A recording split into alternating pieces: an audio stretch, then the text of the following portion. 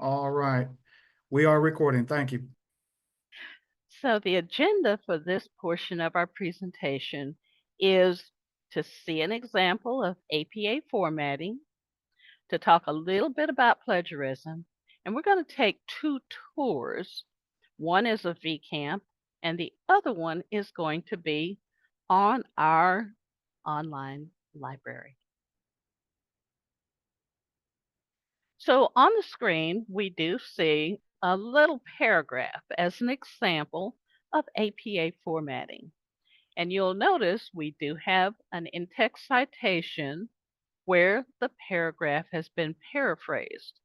And I do highly recommend trying to avoid direct quotes. And the reason is we don't count them in the word count. Plus, depending on what you're quoting, how it should be properly cited. So we do want all of our sources to be peer reviewed. And that means we cannot, under any circumstances, use Wikipedia or even an encyclopedia. It's also a good rule of thumb just to not go out on the internet willy nilly and try to find information. And the reason is we simply can't trust the source.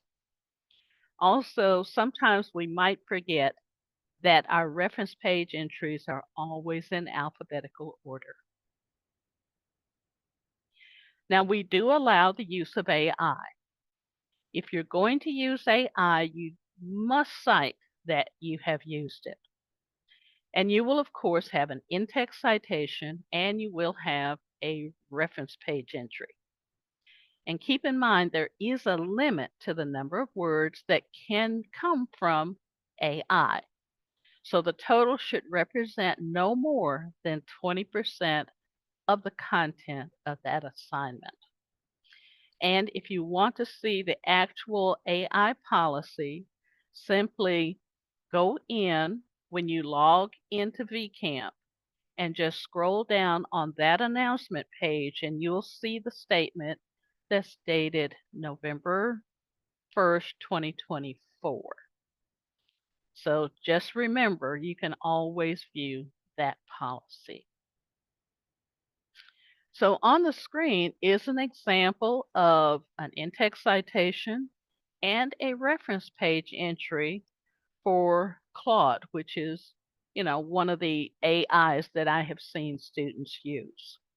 So if you have your cell phone handy, you might just want to snap a picture of this one.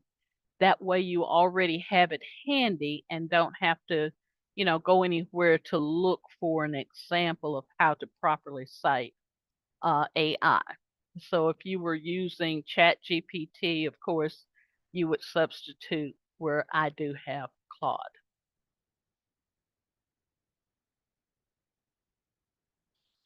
And of course, we have a plagiarism policy.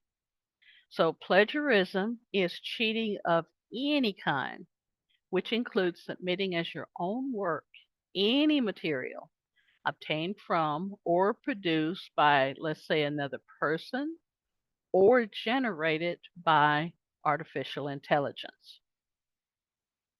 Now, in the event a student is found committing let's say, an act of academic dishonesty, you can count on three things.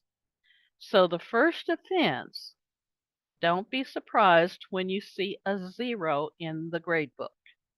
So all of our facilitators have already been told to assign a 0 and to alert academic affairs. Academic affairs has I'll call it a database of offenses. So they do keep track of every offense a student makes. If this is a first time offense, the instructor or facilitator or teacher will be instructed to allow you to rewrite after you have worked with learning services. So after you've worked with learning services, the facilitator is sent an email that says, we have completed our remediation, and to work with you, one-on-one to complete the assignment and resubmit. Now, the resubmitted assignment, the highest possible grade will be a C. Now, let's say a few months down the road, it happens again with a different instructor.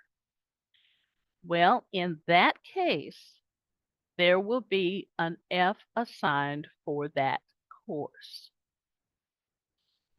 Then, let's say a few months later, there's a third offense. There is the possibility of expulsion from the university. But I know none of that will ever happen because we do have the resources already in place to take care of this. But you do have the right to appeal. So your first appeal will be to our academic dean.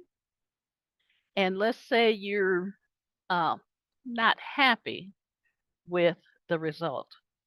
You can appeal to our chief academic and compliance officer. Now, that particular ruling will stand.